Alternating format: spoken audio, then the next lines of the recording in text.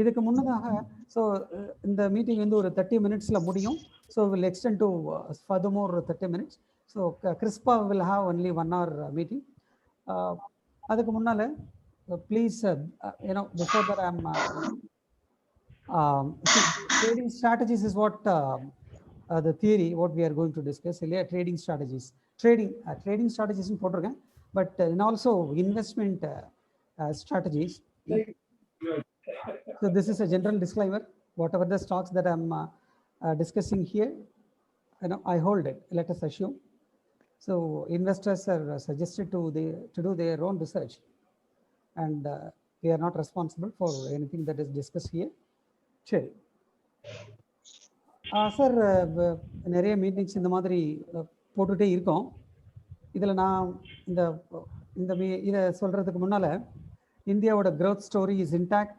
whoever be the prime minister or chief minister of any state, irrespective of everything, the Indian population is 130 crores. இந்த 130 கோடி population தான் இந்தியாவை அடுத்த 20-25 வருஷத்துக்கு பெருசாக வளர வைக்க போகுது. நம்மளோட ஜென்ரேஷனில் இல்லாத, நமக்கு முந்தின ஜென்ரேஷனில் இல்லாத ஒரு வளர்ச்சி நமக்கு பின்னால் வர்ற ஜென்ரேஷனுக்கு கிடைக்காத ஒரு வளர்ச்சி நம்ம ஜென்ரேஷனில் தான் நடக்க போகுது. எப்படி டெவலப்டு எக்கானமிஸ் லைக் யூஎஸ்ஓ அல்லது ஜெர்மனியோ அல்லது ஜப்பானோ இங்கெல்லாம் எந்த மாதிரி க்ரோத் இருந்து அது ஒரு ஃப்ளாட் அண்ட் எக்கானமியாக மாறிடுச்சோ, அது மாதிரி இந்தியா ஒரு டெவலப்பிங் எக்கானமி. இன்னொரு 25 years it will also become a developed or flat and economy. அதுக்குள்ள ஒரு பெரிய ஒரு பிக் ஆப்பர்ச்சுனிட்டி, ஒரு unimaginable opportunity is going on now. அதை நம்ம யூட்டிலைஸ் பண்ணிக்கணும்னா by investing in shares and mutual funds அதில் இன்வெஸ்ட் பண்ணுங்க. ஏற்கனவே 1990 to 2020 இந்த 30 yearsல இண்டெக்ஸ் வந்து 100ல் ஸ்டார்ட் ஆனது. 1990ல் இண்டெக்ஸ் வந்து 400 இருந்தது, எனக்கு தெரியும். அப்போ 400 இருந்த 1990ல் இருந்த இண்டெக்ஸ் இன்னைக்கு 40,000 இருக்குது. இந்த 40,000ங்கிறது 30 வருஷத்தில் சாத்தியம். அடுத்த 30 வருஷத்தில் 100 times, 400லேருந்து 100 times போயிருக்கு 40,000. அடுத்த 30 வருஷத்தில் இதே 100 times போனால் நீங்கள் ஜஸ்ட் இமேஜின், இண்டெக்ஸை சொல்லவே முடியாது. 40 லட்சம், லெட்டஸ் அஷ்யூம் ஒரு 10 லட்சம் அல்லது 5 லட்சம் 8 லட்சம் பிஎஸ்சி. நான் பேசுகிறது வந்து பிஎஸ்சி சென்செக்ஸை பற்றி பேசுகிறேன். ஸோ சென்செக்ஸ் டெஃபினட்டாக 5 லட்சம் பாயிண்ட் போகும். இப்போ 40,000 பாயிண்ட் இருக்குது. 10 times வச்சாலே 4 லட்சம் பாயிண்ட் போகணும் அடுத்த 30 yearsல. 20 times வச்சிங்கன்னா 8 லட்சம் point it can go about. So remain invested all the time. ட்ரேடிங்க்கு ஒரு தனி அக்கௌண்ட்டும் இன்வெஸ்ட்மெண்ட்டுக்கு ஒரு தனி அக்கௌண்ட்டும் வச்சுக்கோங்க. Keep both accounts open and do business. ட்ரேடிங்கிறது ஹாபிக்காகவோ அல்லது அப்பப்போ கிடைக்கிற சின்ன லாபத்துக்காக வச்சுக்கலாம். பட் இன்வெஸ்ட்மெண்ட்டில் தான் the real money can be made. That is my request. And see, as I posted here, we request you to do business with Geojit, which would enable us to be more enthusiastic. எங்களுக்கு நிறைய videos போடுறதுக்கும் ஃப்ரீக்வெண்ட்டாக போடுறதுக்கும் உங்களுக்கு அது மூலமாக knowledge gather, அதாவது gain ஆகுறதுக்கும் there is a lot of scope. அதனால் அந்த enthusiasm எங்களுக்கு கண்டினியூஸாக இருக்கணும்னா we request அது இருக்கிறதுக்கு உங்களோட சப்போர்ட் கிடைச்சதுன்னா எங்களுக்கு ரொம்ப ஹெல்ப்ஃபுல்லாக இருக்கும். உங்களோட ஃப்ரெண்ட்ஸ், ரிலேட்டிவ்ஸ் அவங்களெல்லாம் கூட அக்கௌண்ட் ஓப்பன் பண்ண சொல்லுங்கள். எல்லா ப்ராடக்ட்டுமே including insurance, commodities, currency, everything is there in Geojit. இந்த மாதிரி ப்ரோக்ராம்லாம் பண்ணுறது நிறைய டைம் எடுக்குது. அதெல்லாம் போட்டிருக்கேன். நிறைய டைம் வேணும், energy and also cost is involve. அதனால் please support not in other ways, only by doing some business with or your business with Geojit. This is my kind.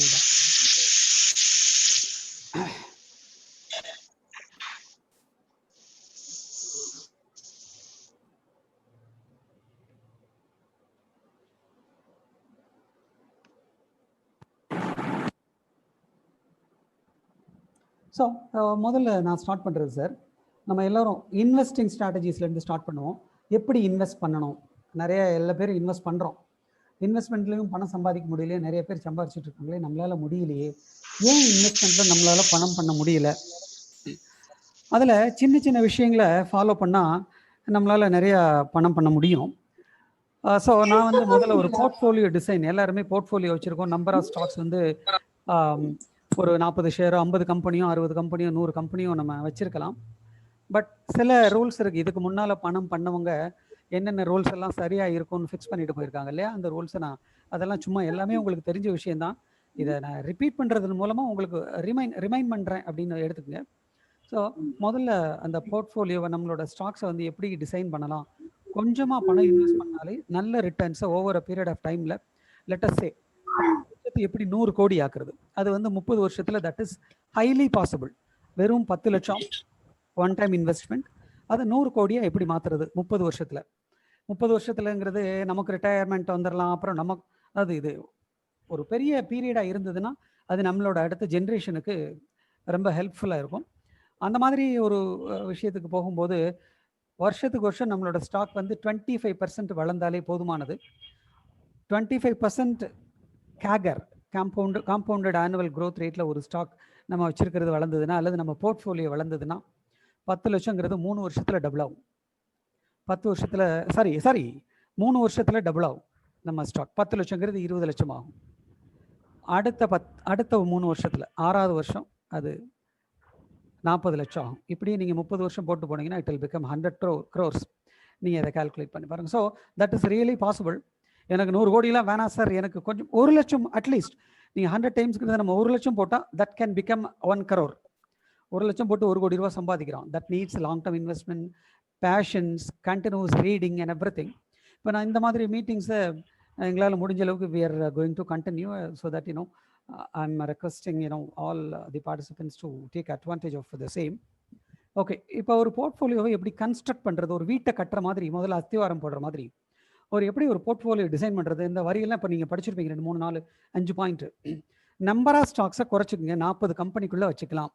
இன்னும் லெஸ் தென் 30 இருந்ததுன்னா ரொம்ப better, less than 20 இருந்ததுன்னா it is more better. Less than 10 கம்பெனிஸாக இருந்ததுன்னா நீங்கள் மொத்த பணத்துக்கும் 10 company தான். Less than 10 கம்பெனிஸாக இருந்ததுன்னா that is the best way of doing business. அப்போ தான் அந்த ஸ்டாக்ஸை வந்து நம்மளால் கண்டினியூஸாக மானிட்டர் பண்ண முடியும், ஃபண்டமெண்டல்ஸை அனலைஸ் பண்ண முடியும், நியூஸை கேதர் பண்ண முடியும், அதுக்கு ஏற்ற மாதிரி நம்மளோட ஆக்ஷன்ஸை வச்சுக்க முடியும். அடுத்து நீங்கள் நம்ம நாட்டில் வந்து நிறைய செக்டர்ஸ் இருக்குது இல்லையா, மல்டிபிள் 1 minute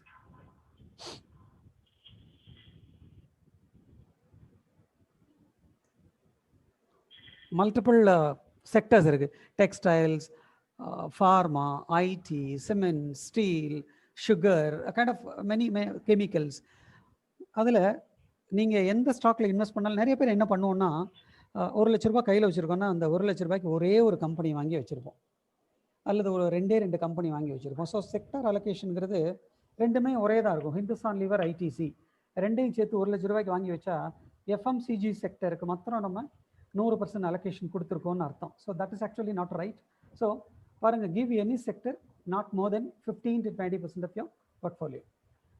1 லட்ச ரூபா வச்சுருந்தா ஒரு செக்டருக்கு 15,000 ரூபா அல்லது 20,000 ரூபா அலோகேஷன் மாத்திரம் கொடுங்க. அடுத்து அப்படின்னா என்னென்னா ஒரு 5 அல்லது 6 அல்லது 7 செக்டருக்குள்ளே நம்மளோட போர்ட்ஃபோலியோ முடிஞ்சிடும்.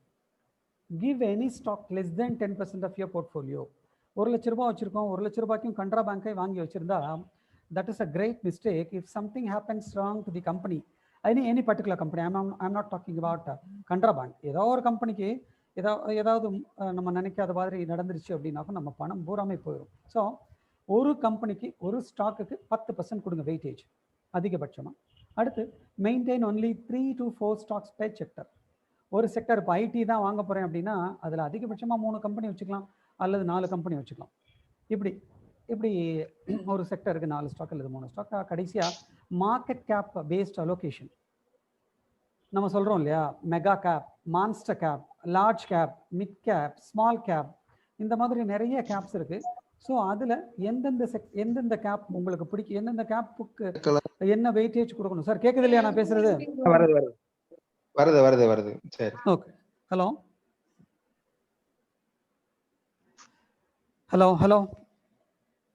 ரைட். சி, எந்தெந்த கேப்புக்கு என்ன வெயிட்டேஜ் கொடுக்கணும் அப்படின்னு நீங்கள் லார்ஜ் கேப்புக்கு 50% வெயிட்டேஜ் கொடுக்கலாம், அதுக்கடுத்து மிட் கேப்புக்கு 25% வெயிட்டேஜ் கொடுக்கலாம், ஸ்மால் கேப்புக்கு வெயிட்டேஜ் 25% கொடுக்கலாம். இப்படி இதுதான் முதல் ஸ்டெப் மார்க்கெட் கேப் பேஸ்ட் அலோகேஷன்னா. அப்படின்னா மார்க்கெட் கேப்னா என்ன, 5000 கோடி ரூபாய் ஒட்டுமொத்த மார்க்கெட் மதிப்பு இருக்கிற ஒரு கம்பெனி, அதை வந்து நம்ம ஸ்மால் கேப்னு வச்சுக்கலாம். 5000 கோடியும் அதுக்கு கீழேயும் இருக்கிறதெல்லாம் ஸ்மால் கேப். 1000 கோடியோ அதுக்கு கீழே இருக்கிற ஒட்டுமொத்த மார்க்கெட் மதிப்பு, ஒரு கம்பெனியுடைய ஒட்டுமொத்த மார்க்கெட் மதிப்பு 1000 கோடிக்கு கீழே இருந்ததுன்னா அது மைக்ரோ கேப்னு வச்சுக்கலாம். 5000 கோடிக்கு மேலே 25,000 கோடி ரூபாய் வரைக்கும் இருக்கிற மார்க்கெட் கேப் இருக்கிற கம்பெனிஸ்லாம் மிட் கேப். 25,000 கோடியிலிருந்து 1,00,000 கோடி வரைக்கும் இருக்கிற மார்க்கெட் கேப் இருக்கிற அத்தனை கம்பெனியும் லார்ஜ் கேப். 1,00,000 கோடிக்கு மேலே 5,00,000 கோடிக்குள்ள ஒரு கம்பெனியுடைய ஒட்டுமொத்த மார்க்கெட் மதிப்பு இருந்ததுன்னா அது வந்து மெகா கேப்.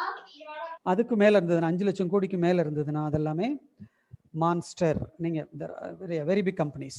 ஸோ இப்படி எந்தெந்த செக்டார் மார்க்கெட் கேப் எதுக்கெல்லாம் எவ்வளோ அலோகேஷன் கொடுக்கணும், சரி அப்போது லார்ஜ் கேப்பில் நம்ம அதை சொன்னேன் இல்லையா, அந்த மாதிரி கொடுத்துட்டு டிசைட் பண்ணுங்கள்.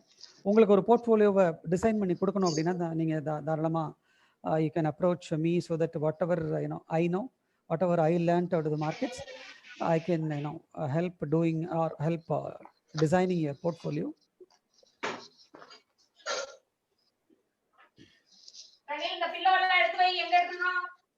ஸோ நம்ம இன்வெஸ்டிங் ஸ்ட்ராட்டஜிஸை பொறுத்தவரையில்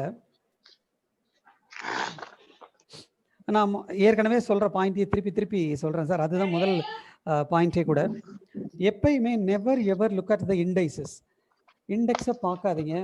ஐயா 11,000 பாயிண்ட் போயிடுச்சு, என்எஸ்சி 12,000 போயிடுச்சு, 13,000 போயிடுச்சு அப்படின்லாம் பார்க்காதீங்க. அதை ஃபாலோ பண்ணாதீங்க.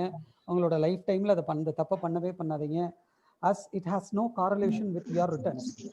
நீங்க சம்பாதிக்க போற ஸ்டாக் மார்க்கெட்ல சம்பாதிக்க போற பணத்துக்கும் இதுக்கும் எந்த சம்பந்தமும், அதாவது இண்டெக்ஸுக்கும் எந்த சம்பந்தமுமே இல்லை. இண்டெக்ஸை பார்த்து ட்ரேட் வேணும், எனக்கு இண்டெக்ஸ் தான் வேணும், இண்டெக்ஸை பார்த்து தான் ட்ரேட் பண்ணுவேன் அப்படின்னா தயவு செஞ்சு இண்டெக்ஸ் ஃபண்டு மியூச்சுவல் ஃபண்ட்லேயே இருக்கு இல்லையா, பாசிவ் ஃபண்ட்ஸ் இருக்கும். இண்டெக்ஸ் ஃபண்ட் இருக்கு, நீங்க தாராளமாக இன்வெஸ்ட் பண்ணிடலாம். இங்கே இண்டெக்ஸை பார்த்துட்டு ஸ்டாக் மார்க்கெட்டுக்கு வந்து இதை இன்வெஸ்ட் பண்ண வேண்டியதே இல்லை. அப்போ எதை பார்த்து பண்ணணும்? ஒவ்வொரு தனி கம்பெனி, அந்த கம்பெனியினுடைய ஃபண்டமெண்டல்ஸ், அந்த கம்பெனியுடைய டெக்னிக்கல் வியூ, அந்த கம்பெனி எப்படி செயல்படுது, அவங்களோட கார்ப்பரேட் கவர்னன்ஸ் எப்படி இருக்குது, அவங்களோட past 20 years 10 years 5 years performance in terms of சேல்ஸோ அல்லது நெட் ப்ராஃபிட்ஸோ ஆப்ரேட்டிங் ப்ராஃபிட் மார்ஜின்ஸோ ரிட்டர்ன் ஆன் ஈக்விட்டியோ ரிட்டர்ன் ஆன் கேபிட்டல் எம்ப்ளாய்டு எல்லாமே போன வாரம் பார்த்தோம் நம்ம எல்லாமே. அதெல்லாம் பார்த்துட்டு தயவு செஞ்சு என்ன டவுட் இருந்தாலும் எங்கள்கிட்ட கேளுங்க. அந்த மாதிரி பார்த்துட்டு இன்வெஸ்ட் பண்ணீங்கன்னா you will get huge returns. அடுத்து never buy stock only for dividend. 10% கிடைக்குது, 6% கிடைக்குது, எனக்கு 9% அப்படிலாம் நினைச்சுக்கிட்டு எப்பயுமே ஸ்டாக் மார்க்கெட்ல அல்லது ஒரு ஸ்டாக் பர்டிகுலர் ஸ்டாக் வாங்க வேண்டாம். உங்களுக்கு வெறும் டிவிடெண்ட் மாத்திரம் தான் கிடைக்கும். அப்ரிசியேஷன் அல்லது ரிட்டர்ன்ஸ் கிடைக்காது. கிடைக்கிறதுக்கு வாய்ப்பு ரொம்ப கம்மி. ஸோ பொதுவாக ட்ரேடிங்க்கும் இன்வெஸ்ட்மெண்ட்டுக்கும் என்ன வித்தியாசம் அப்படின்னா, ட்ரேடிங் வந்து இட் நீட்ஸ் ஸ்டாப் லாஸஸ். ட்ரேடிங்லேயே நிறைய பேர் இன்வெஸ்ட்மெண்ட் என்ன எதிர்பார்க்குறோன்னா, 1,00,000 ரூபாய் இன்வெஸ்ட் பண்ணுறாங்க, பேங்க்கில் போட்டு 5,000 ரூபாயோ 6,000 ரூபாயோ கிடைக்க போகுது. இங்கே ஒரு 10,000 கிடைச்சிருக்கும். அவங்க பணம் போட்டு ஒரு 3 மாதமோ 6 மாதமோ ஆயிருக்கலாம்.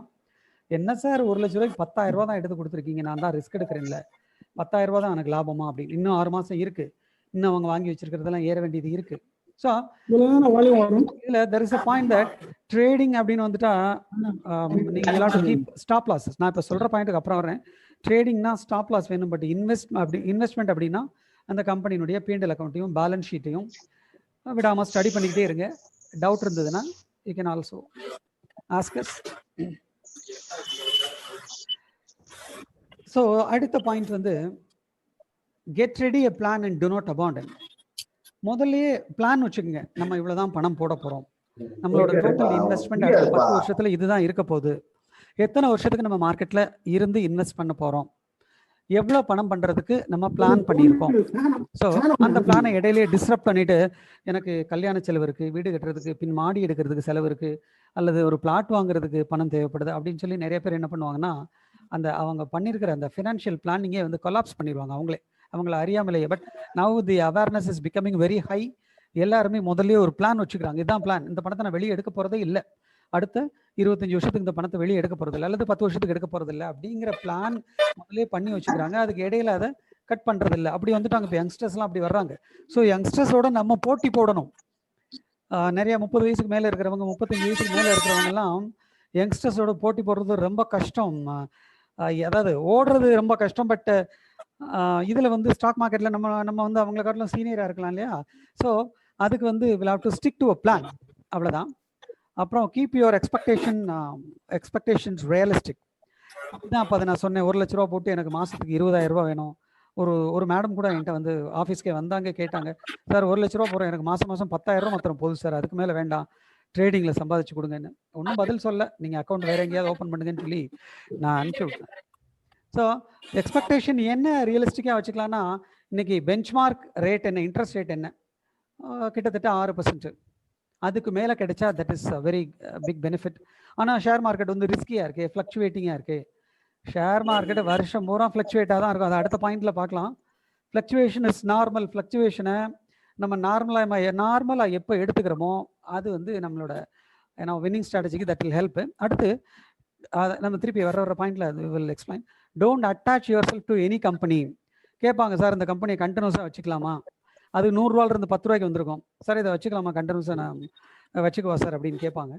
ஸோ அதாவது சென்டிமெண்டலாக எந்த கம்பெனியோடையும் அட்டாச் ஆகாதீங்க. வெறும் ஒரு கம்பெனியை பொறுத்தவரையில் ட்ரை டு பி மெக்கானிக்கல். அப்படியே சும்மா stay away from the company, சும்மா வாட்ச் பண்ணுங்க. If it is better for you invest, sell பண்ணுற டைம் வந்தால் செல். அடுத்து bet big if your conviction is high. நீங்கள் ஒரு ஸ்டாக் வந்து கன்ஃபார்ம்டாக இது மேலே போகும் அப்படின்னு தெரிஞ்சதுன்னா பெட் பிக். உங்களோட பணத்தில் 20% அந்த ஸ்டாக்ல போட்டு நீங்கள் 10 லட்சம் இன்வெஸ்ட் பண்ணியிருக்கீங்கன்னா 2 லட்ச ரூபாய்க்கு அதை வாங்குங்க. 1 கோடி இன்வெஸ்ட் பண்ணியிருக்கோம்னா 20 லட்ச ரூபாய்க்கு ஒரே ஸ்டாக் வாங்கலாம். நான் சொன்னேன் ஏற்கனவே, ஒரு ஸ்டாக் கூட அதிகபட்சமாக 10% வச்சுக்கலாம் அப்படின்னு. பட் கன்விக்ஷன் வந்து ஜாஸ்தியாக இருந்தது, நம்பிக்கை அதிகமாக இருந்தது, கன்ஃபார்ம்டாக தெரியுது அப்படின்னா அப்படி பெருசாக பெட் பண்ணவங்க தான் வாழ்க்கையில் வந்து பல கோடி ரூபாய்களை ஸ்டாக் மார்க்கெட்டில் சம்பாதிச்சிருக்காங்க. Invest across nations by diversifying. இப்போ எல்லாம் இன்டர்நேஷ்னல் ஃபண்ட்ஸ் வந்துருச்சு மியூச்சுவல் ஃபண்ட்ஸை பொறுத்தவரையில். ஸோ நீங்கள் கொடுக்குற பணத்தை அவங்க their investing their investing internationally. அதனால் அந்த மாதிரி நிறைய வளர்கிற நாடுகள் இருக்குது. Vietnam, the fastest growing economy in the world today is Vietnam. So அந்த மாதிரி இதில் நம்ம போய் டைரெக்டாக இன்வெஸ்ட் பண்ண முடியாது. Try to invest through mutual funds.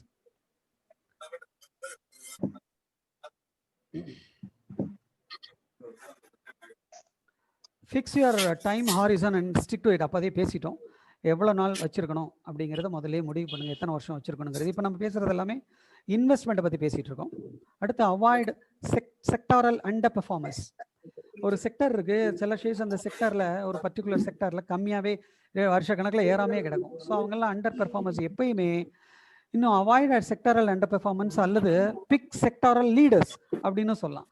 அந்த செக்டாரில் யார் லீடராக இருக்காங்களோ ஜஸ்ட் ஸ்டிக் டு தேம். அவங்கள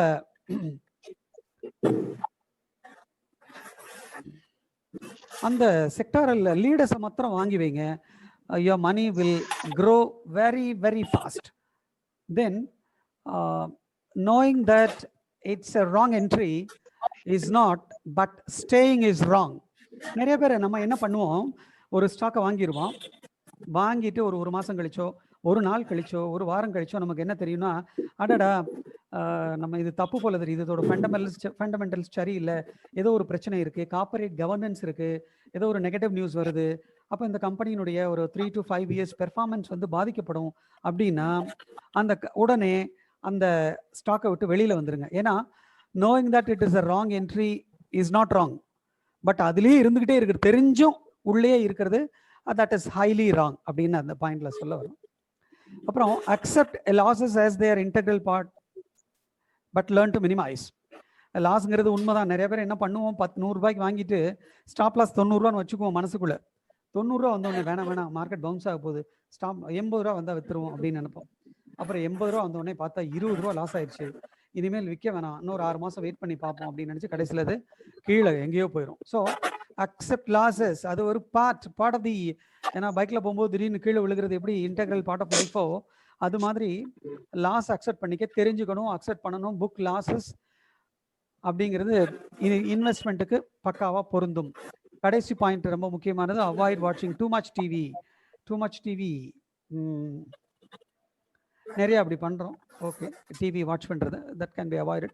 டிவியில் இருக்கிற நியூஸ் மாத்திரம் கேட்டுக்கலாம், இதை வாங்கலாம் அதை வாங்கலாம் அப்படிங்கிற ரெக்கமெண்டேஷன்ஸ் எல்லாமே 100% அவாய்ட் பண்ண வேண்டியது. ஏன்னா அவங்க வந்து கோட் சூட் போட்டுக்கிட்டு உங்களுக்கு சம்பாரிச்சு கொடுக்குறதுக்கோ எனக்கு சம்பாரிச்சு கொடுக்குறதுக்கோ அவங்க வந்து உட்காரல. 10 பேரை ஏமாத்தினா அவங்களுக்கு எவ்வளோ பணம் கிடைக்கும் அப்படின்னு நினச்சி தான் பொதுவாக நான் ஜென்ரலாக சொல்கிறேன், நான் யாரையும் பர்டிகுலராக சொல்லலை. ஸோ அப்படி தான் வந்து அங்கே கோட் போட்டு சுட்டு உட்கார்றதுக்கு உண்டான வாய்ப்புகள் அதிகமாக இருக்குது. ஒரு பர்டிகுலர் ஸ்டாக்கை பற்றி ரொம்ப பெருசாக பேசுவாங்க, அதுக்கு முன்னாலே அவங்க வாங்கி வச்சுருப்பாங்க, நம்ம எல்லாரும் வாங்கிட்டோம்னா நமக்கு அவங்க விற்கிறதுக்கு அது ஒரு பெரிய வாய்ப்பு அமையும். ஸோ நியூஸ் மாத்திரம் அதை பார்த்து தெரிஞ்சுக்கலாம், அவ்வளோதான்.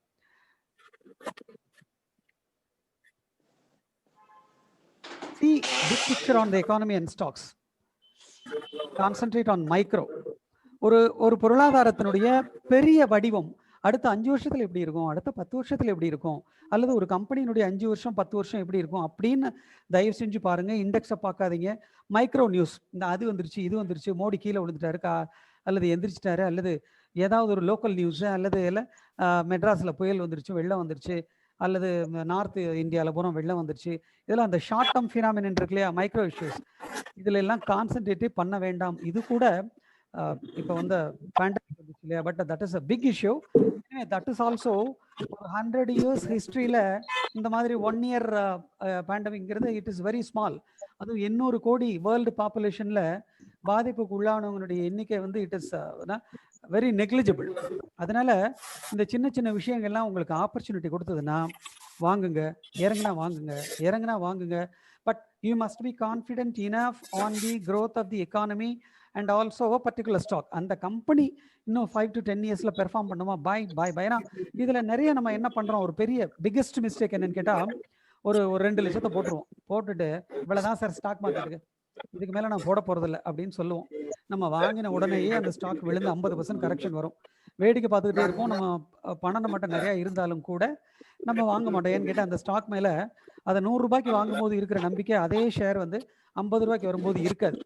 அப்போ ஸ்டாக்ல ஒன்றும் பிரச்சனை இல்லை, ஏன்னா ஃபிளக்சுவேஷன்ங்கிறது இருக்குதான் செய்யும். பிரச்சனை வந்து நம்மளோட மைண்ட்ல தான். It is actually a mind game. இன்வெஸ்டிங்காக இருக்கட்டும், ட்ரேடிங்காக இருக்கட்டும். So please don't concentrate on micro. அந்த இடத்துல don't concentrate on micro. Big picture என்னன்னு பாருங்க. அடுத்து cutting losses is like jumping out of the car when it is fired. நம்ம நிறைய பேர் பண்ணாம இருக்கிறது என்னன்னா, ஒரு ஸ்டாக்கை வாங்கி வச்சிருப்போம், அது கீழே படப்படன்னு விழுக ஆரம்பிக்கும். நியூஸ் நமக்கே நல்லா தெரியும், ஆனா வேண்டாம்னு நம்ம மனசு தடுக்கும். வேண்டாம் இருக்கட்டும், லாஸை எப்படி புக் பண்றது அப்படின்னு. அது எப்படின்னு கேட்டா, அது என்ன மாதிரியான ஒரு எஸ்கேப் அது அப்படின்னா, இல்லை திடீர்னு நம்ம போயிட்டு இருக்கிற கார் தீ பிடிச்சிருச்சுன்னா கார்ல இருந்து எவ்வளோ வேகமா கதவை உடைச்சுக்கிட்டு வெளியே தப்பி குதிப்போமோ, அது மாதிரி நம்ம வச்சிருக்கிற பொசிஷன்ல இருந்து ஒரே குதிச்சு வெளியில போயிடும் அந்த நம்ம வச்சிருக்கிற ஸ்டாக்ல இருந்து அப்படின்னு சொல்லி there is an advice. Don't rely promoters much. Relying on promoters is not a good idea, sir. இவர் நல்லவர் அவர் கெட்டவர்னு எந்த ஒப்பீனியனும் வச்சுக்க வேண்டாம். Just closely watch the company fundamentals. Promoters டிவியில் வந்து சொல்றது பேசுறது அதெல்லாம் வந்து 50% நம்பலாம், 50% நம்பக்கூடாது. அப்புறம் your gut feeling will be the key to your losses. Sir எனக்கு தெரியும் சார் அது ஏறியே தீரும், அப்படி இது வந்து இறங்கவே இறங்காது அப்படின்னு இறங்கிட்டு இருக்கும்போதோ நம்மளோட கட் ஃபீலிங் இருக்கு இல்லையா, என் உள் மனசு சொல்லுது அப்படின்னு, அந்த உள் மனசு சொல்றது எல்லாமே தியரிட்டிக்கலா இது வரைக்கும் தப்பா தான் போயிருக்கு. அதுதான் நம்மளுடைய லாஸுக்கு முக்கியமான காரணமும் கூட. ஸோ ஒரு ஸ்டாக்கை வாங்கணும்னா ஃபண்டமெண்டலாக அது நல்லா இருக்கணும், அல்லது டெக்னிக்கலாக அது பெட்டராக இருக்கணும். 2 தான். கடைசி point, buy businesses and not stocks. நீங்கள் வாங்குறது நீங்கள் ஷேரை வாங்கவே இல்லை, you're buying a business. Britannia வாங்குறீங்கன்னா நீங்கள் பிஸ்னஸை வாங்குறீங்க. You're becoming share holder. நீங்கள் ஒரு முதலாளி, நம்ம ஒரு இல்லையா சின்ன முதலாளி நம்ம.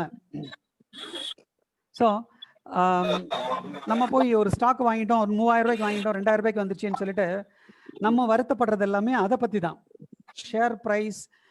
ஷேர் ப்ரைஸுங்கிறது it is not showing its original all intrinsic value, அல்லது இன்ட்ரென்சிக் வேல்யூவை இது காமிக்கிறதே கிடையாது எப்பயுமே. ஸ்டாக்ஸ் வந்து ஒன்று ஹைப்பர் ஆக்டிவிட்டி இருக்கும், இல்லை ஒரு ஓவர் பெசிமிசம் இருக்கும். பெசிமிசத்துக்கும் ஆப்டிமிசத்துக்கும்